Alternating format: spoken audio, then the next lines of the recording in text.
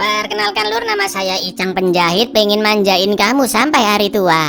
Sesuai permintaan dulur-dulurku tercinta, saya mengalur film ini karena memang sangat-sangat brilian dan wah luar biasa. Pokoknya Lur harus nonton ya. Bergenre thriller kriminal, film ini berjudul The Outfit tahun 2022. Bercerita tentang seorang mbah-mbah penjahit yang terlibat perseteruan antara dua geng mafia. Pada awalnya mbah-mbah ini terlihat polos, baik, ramah dan tidak mau ikut campur. Akan tetapi seiring berjalannya cerita, terkuaklah fakta demi fakta yang membuat kalian sangat tercengang. Siapkan kefokusan kalian dan lanjut kita tebak-tebakan dong, ngalor ya kan. Requestan dari dulurku Mohridwan ya. Kota-kota apa yang ada badaknya? Ayo apa? Nyerah. Jawabannya Culabaya ya. Bica aca camu monggo sekecaaken.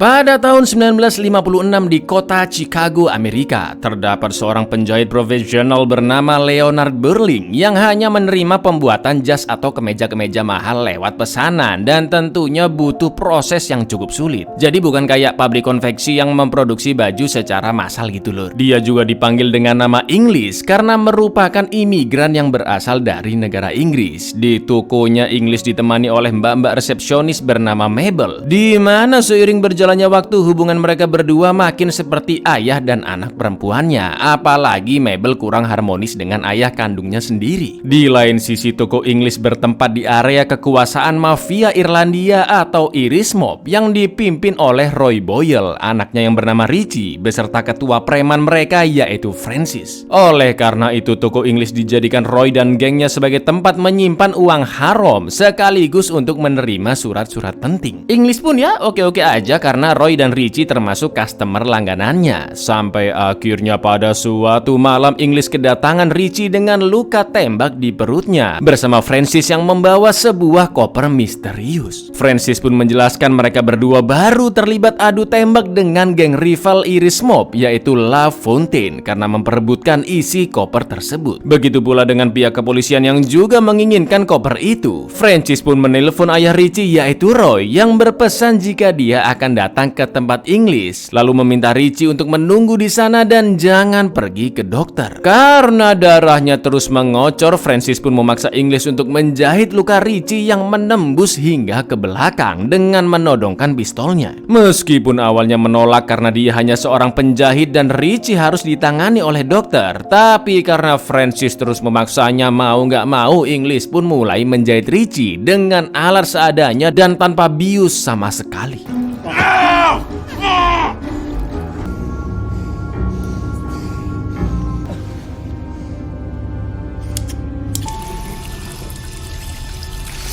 Operasi pun selesai dan Richie yang menahan sakit akhirnya pingsan karena semakin banyak darah yang terbuang. Setelah itu Francis akan pergi keluar dan meninggalkan koper itu di tokonya English. Of course, karena tidak mau terlibat dengan segala urusan mafianya Irish Mob, English pun memohon kepada Francis agar tidak menitipkan koper itu padanya dan juga sekalian membawa Richie dari tokonya. Karena English yang sudah berumur tidak akan bisa melawan mafia La Fontaine dan juga polisi kalau tiba-tiba mereka datang memperebutkan koper itu. Francis pun mengatakan bahwa suka tidak suka English sudah masuk dalam lingkaran mafia Irish Mob dan pastinya akan dibantu jika terjadi hal yang tidak diinginkan. Francis juga menjelaskan isi koper tersebut yang ternyata adalah sebuah rekaman. Jadi secara diam-diam FBI menyadap informasi penting dari Irish Mob dan menyimpan pembicaraan mereka dalam kaset rekaman. Tapi untungnya sebuah jaringan mafia yang bernama The Outfit bisa membantu Irish Mob menyelundupkan kopian rekaman itu keluar dari FBI dan sekarang ada di dalam koper tersebut. Tak jelaskan sebentar ya Lur ya biar kalian lebih ngerti. The Outfit adalah sebuah organisasi mafia internasional yang didirikan oleh bos mafia ternama yaitu Al Capone yang siap membantu grup-grup mafia kecil untuk tetap beroperasi melawan hukum. Tapi anehnya informasi tentang rekaman itu juga diketahui oleh saingan mereka yaitu La Fontaine LaFontaine sampai terlibat baku tembak dengan Iris Mob yang menyebabkan Richie tertembak. Francis pun menduga adanya seorang intel yang membocorkan info rekaman itu ke LaFontaine, juga membantu FBI dalam menyadap pembicaraan Iris Mob. Sebenarnya bisa saja mereka mendengarkan isi rekaman itu untuk mencari petunjuk, tapi di tahun 1956 teknologi kaset masih terbilang baru dan mesin pemutarnya juga masih jarang ditemukan. Francis pun akhirnya pergi dan menitipkan koper itu beserta kaset rekamannya kepada English. You need to play this tape tonight. The rat don't wake up tomorrow. Like it or not, now you're part of the family. Beberapa saat kemudian Richie pun akhirnya siuman. Mereka berdua ngobrol ngalor ngidul dan English bertanya-tanya siapa yang berani-beraninya melawan Iris Mob. Karena menurut English, geng mafia Iris Mob telah berjasa banyak pada kota Chicago, terutama ayah Richie yaitu Roy Boyle yang juga menjadi pelanggan pertamanya English saat dia baru memulai usahanya di kota itu. Setelah itu tiba-tiba English mengganti topik pembicaraan secara halus nan lihai dengan menggiring pendapatnya Richie. Bisa jadi ya lur ya, Francis adalah intel yang membocorkan informasi rekaman itu ke LaFontaine. Karena Francis tidak ada hubungan saudara sama sekali dengan Iris Mob dan bisa saja berniat untuk menghancurkan organisasi mereka secara diam-diam. Ditambah lagi Francis berani menjelaskan tentang rekaman itu secara detail kepada English dan anehnya tidak memberitahu kemana dia pergi sekarang. So he told you all that, but he didn't tell you where he was going. Why would he place himself in charge, arrest him? Dengan mudahnya Richie pun terprovokasi oleh omongan English. Lalu tak lama kemudian terdengar suara bel pintu toko yang menandakan Francis telah kembali. English pun langsung menemuinya di lobi toko dan berbicara empat mata dengan Francis bahwa Richie telah sadar namun tingkah dan pikirannya menjadi agak kacau karena kehilangan banyak darah. English juga mengatakan bahwa Richie mencurigai dan menuduh Francis sebagai intelnya. Loh, kok mengadu domba Anda Pak English? Padahal sudah jelas-jelas Richie maupun Francis awalnya nggak saling tuduh-tuduhan ya kan? Karena malam itu mereka hanya mencari tempat yang aman dari serangan LaFontaine. She thinks she can pull one over on me. Me? I know who the rat is, he says. He's lost a lot of blood. He's probably light in the head. Setelah itu Francis kembali bertemu dengan Richie dan mereka berdua pun langsung berdebat. Francis ingin membawa rekaman ke toko kaset untuk mendengarkan isinya. Namun Richie tidak diajak karena menurut Francis kondisinya masih lemah setelah operasi. Tapi di lain sisi Richie yang sudah termakan omongan English mulai menuduh Francis yang tidak-tidak. Richie menganggap Francis adalah intel yang bekerja sama dengan pihak musuh karena LaFontaine tidak menembak Francis sama sekali. Bahkan Richie juga berani menuduh jika Francis ingin pergi sendiri ke toko kaset agar Roy ataupun Richie tidak mendengar isi rekaman tersebut. Francis yang berusaha tenang dari awal akhirnya terpancing emosi dan akan mengambil koper itu secara paksa. Sudah jelas Richie pun langsung menahannya sampai akhirnya koper pun terlempar dan ternyata If you touch me again, I'll break your fucking arm. You understand?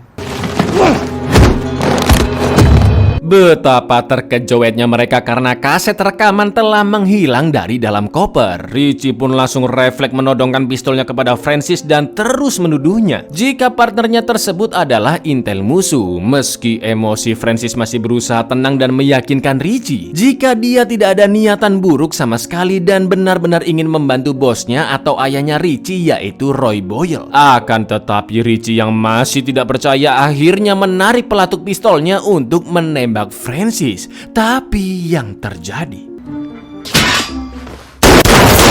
Why? Because you're dumb, you're erring, slow. It's because you're weak. karena mendengar suara tempat sampah yang tersenggol oleh English, perhatian Richie pun teralihkan dan di kesempatan itulah Francis terpaksa menembaknya mati. Setelah itu Francis berusaha mencari kaset yang menurutnya disembunyikan oleh Richie tapi masih belum ditemukan. Tak lama kemudian terdengar suara mobil dari luar yang pastinya adalah Roy untuk menjemput putra kesayangannya. Jelas Francis pun panik dan buru-buru memasukkan jasad Richie Richie ke dalam box brankas. Dan English diminta mengulur waktu untuk mengajak ngobrol Roy bersama ajudannya yaitu Mong di lobi toko selagi Francis membersihkan sisa darah Richie. Untungnya ketika Roy masuk ke ruang tengah, darah di lantai sudah bersih. Lalu ketika Roy menanyakan di mana anaknya sekarang, sudah pasti Francis tidak akan berkata jujur ya kan? Dia pun berkelit setelah dioperasi oleh English. Richie memaksa pergi keluar sambil membawa rekaman itu tanpa memberitahi Francis maupun English kemanakah tujuannya. Roy pun jelas bingung karena Francis membolehkan anaknya keluar begitu saja,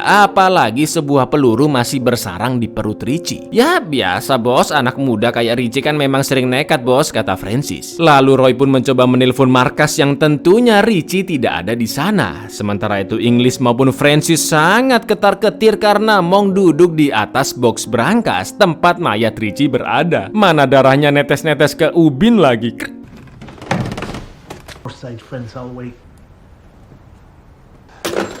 Sudah anaknya tidak tahu kemana, pakai acara bawa rekaman penting pula. Habislah gengnya Roy kalau kaset itu direbut oleh LaFontaine ya kan. Francis pun izin keluar untuk mencari Richie sekalian mikirin alasan kemana anak itu sekarang. Sedangkan Roy dan Mong tetap menunggu di toko English. Siapa tahu markas nelpon balik dan mengabarkan lokasinya Richie. If Richie shows up at any of ours, I'll call here. I'm staying here. I don't like him being out there any more than you do, and Francis, bring my boy back to me. Setelah itu English kembali ke ruangan kerjanya dan kembali menjahit pesanan jasnya. Roy pun mengajaknya ngobrol mulai dari bahas tentang bagaimana dia menjalankan gengnya sampai menceritakan tentang The Outfit yang telah mengirimkan kaset rekaman tersebut. Seperti yang sudah aku jelaskan sebelumnya, The Outfit adalah organisasi mafia internasional yang bisa membantu geng mafia kecil seperti Irish Mob untuk tetap beroperasi melawan hukum. Tapi Roy menjelaskan gengnya ini ternyata belum benar-benar bekerja sama dengan The Outfit, tapi seenggaknya udah mulai dilirik lur. Buktinya The Outfit tiba-tiba mengirimkan rekaman tersebut dari FBI demi membantu geng Irish Mob. Roy pun yakin kedepannya The Outfit akan benar-benar membantunya jika Irish Mob bisa menumbangkan seluruh geng LaFontaine. English pun bingung kenapa Roy menjelaskan itu semua karena biasanya English tidak pernah diceritakan sedikit pun dan memang tidak sekalipun menanyakan tentang operasi ilegal Irish Mob. Tapi kali ini Roy mempunyai alasan tersendiri kenapa dia menceritakan semuanya yang ternyata. Well, why are you telling me all this? Because that's Richie's coat. That day, the wrong hand comes crashing down. So you want to get clear of this, you need to tell me what really happened. I've left without it. We're in Chicago, and you went out without a coat. Wow, situasi pun berubah menjadi sangat intens. Dengan cerdiknya Roy mengendus ada yang disembunyikan oleh English. Karena tidak mungkin anaknya pergi keluar tanpa mantelnya di musim dingin, apalagi dengan keadaan terluka ya kan. Roy pun langsung menyuruh ajudannya Mong menodong English dengan shotgunnya dan tidak akan segan-segan menembaknya mati jika English masih tidak berkata jujur dalam waktu 5 detik. Went to Richie. Francis shot. Baru aja English akan memberitahu apa yang sebenarnya terjadi, tiba-tiba Francis datang sambil menodong Mabel dan dia memfitnah Mabel lah yang menyebabkan Richie menghilang. Akan tetapi belum selesai Francis berbicara, Roy memotong omongannya dan memaksa English menyelesaikan kesaksiannya tentang siapa yang ditembak Francis malam itu. Suasana toko pun menjadi sangat-sangat hening dan mencekam. Francis pun siap menembak Mabel tepat di kepalanya jika English berani menceritakan yang sebenarnya dan yang terjadi. I ain't good at riddles. English said you shot somebody.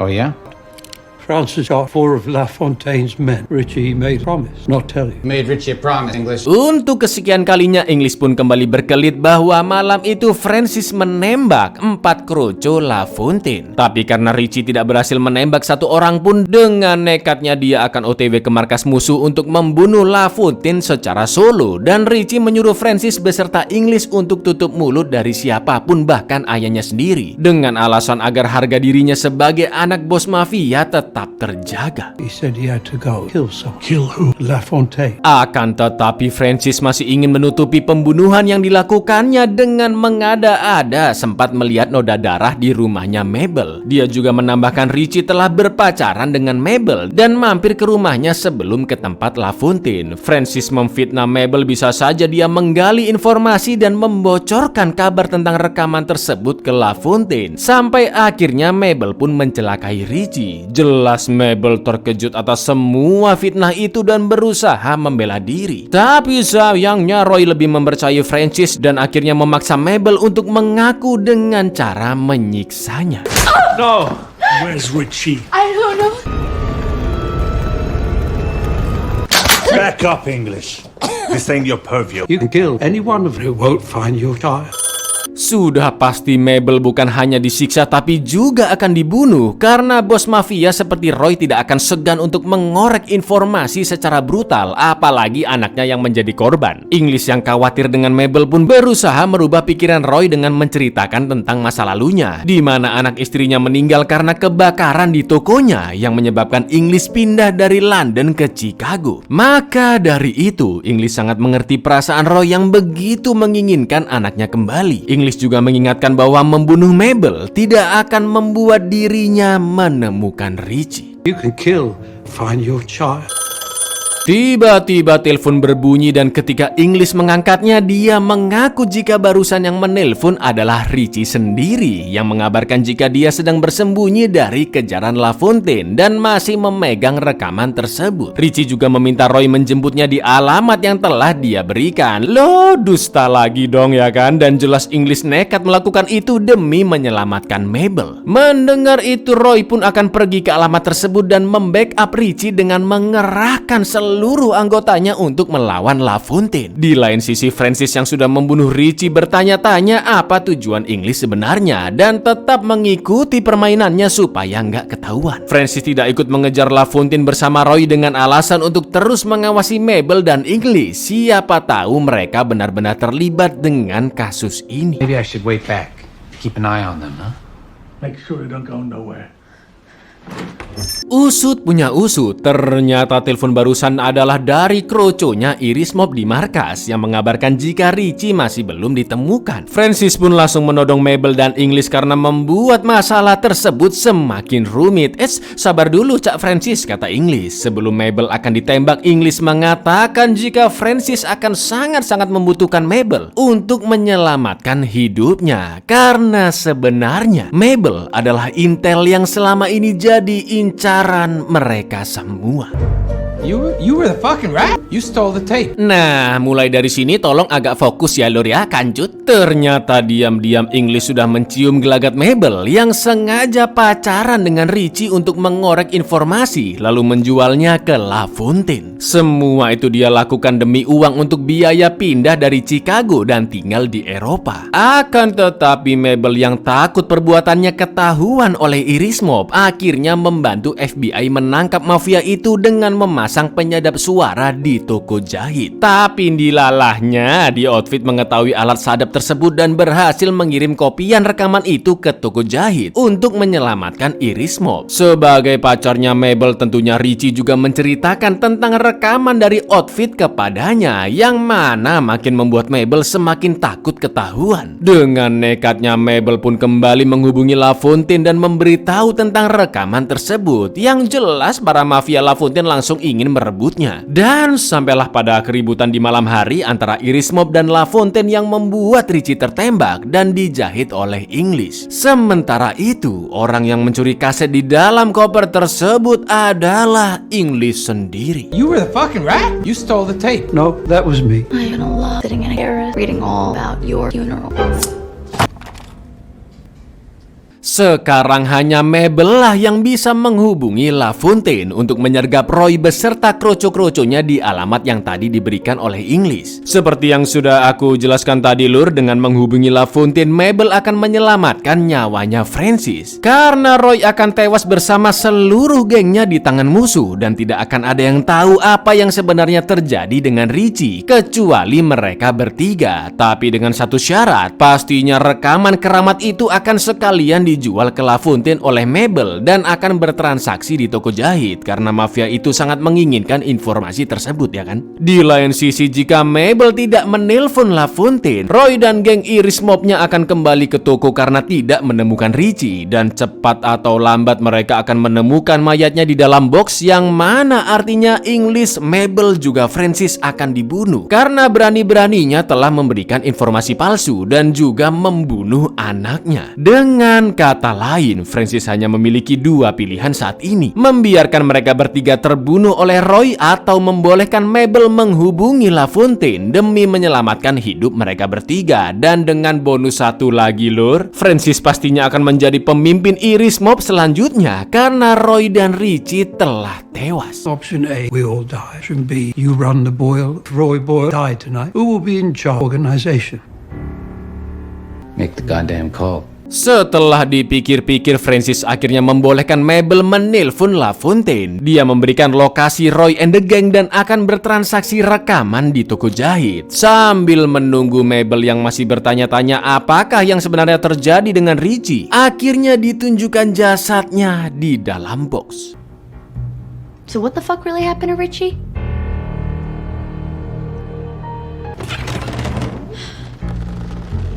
Beberapa saat kemudian, mobil bos LaFontaine pun parkir di depan toko. Sebelum mereka masuk, Francis berencana akan bersembunyi di belakang. Dia menunggu sinyal dari Mabel dan English yang akan mengatakan, "Sip, uangnya pas," dan barulah Francis akan menyergap keluar menembak LaFontaine beserta kroco-kroconya. Setelah itu, LaFontaine pun datang bersama dua kroconya dan menunjukkan koper berisi uang jutaan dolar untuk membeli rekaman itu. Karena Mabel dan English sadar jika kemungkinan besar Francis juga akan membunuh mereka berdua selain menembak LaFontaine beserta kroco-kroconya, English yang sangat cerdik memberikan kode gestur kepada LaFontaine jika Francis sedang bersembunyi di belakang. We're not showing you the tape till we see the money.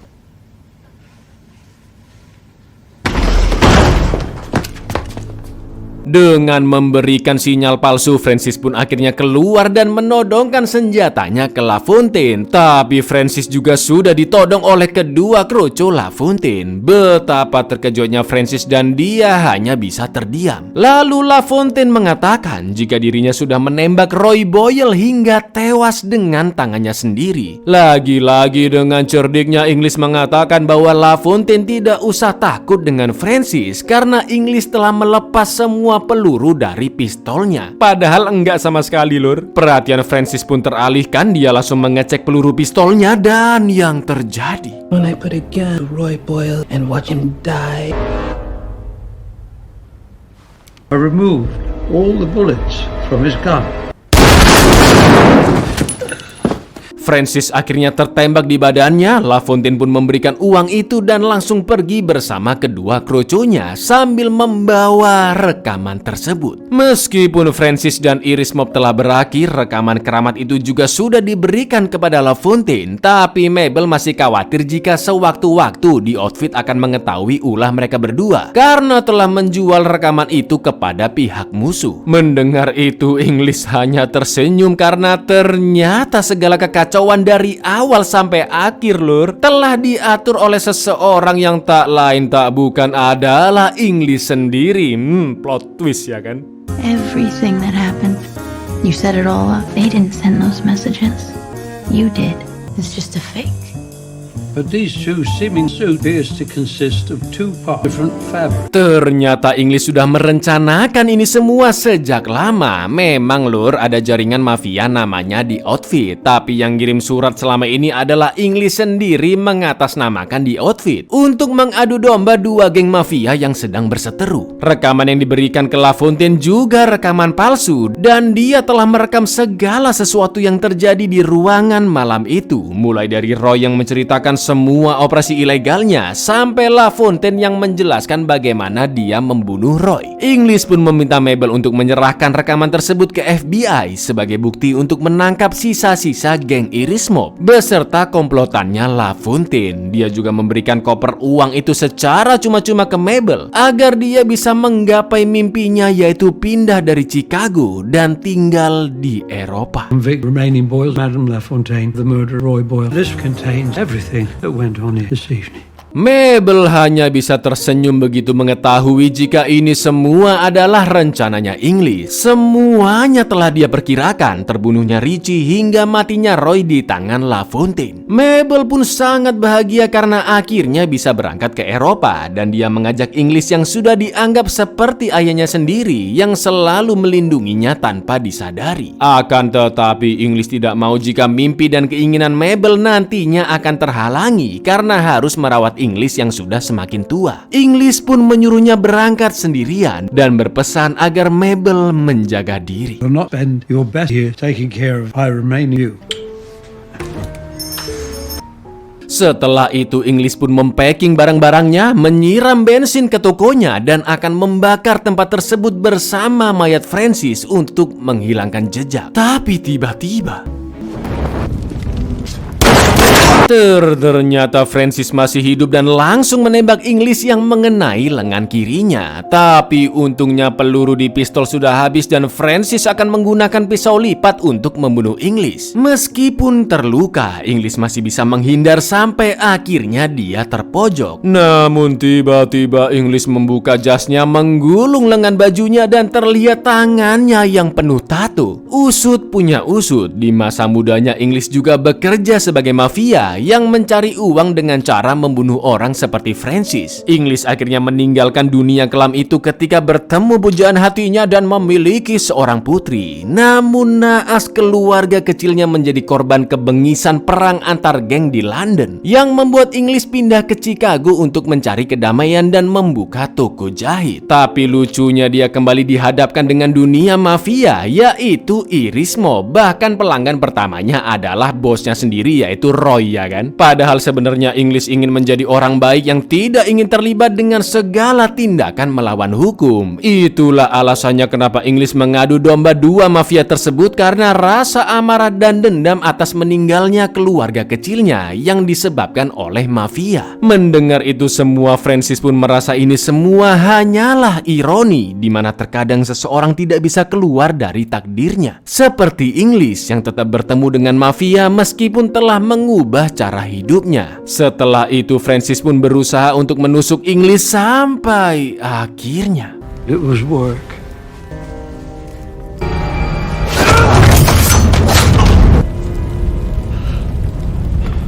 Dengan beringasnya English menusuk Francis dengan gunting jahit jumbonya hingga tewas. Namun English bisa menahan dirinya dan tidak menyalurkan emosinya dengan menusuk Francis berkali-kali. Setelah itu English kembali merapikan barangnya, memakai jas mahal buatannya untuk menutupi luka tembak di lengannya, lalu pergi di toko jahitnya yang telah terbakar dan akan memulai kehidupannya yang baru.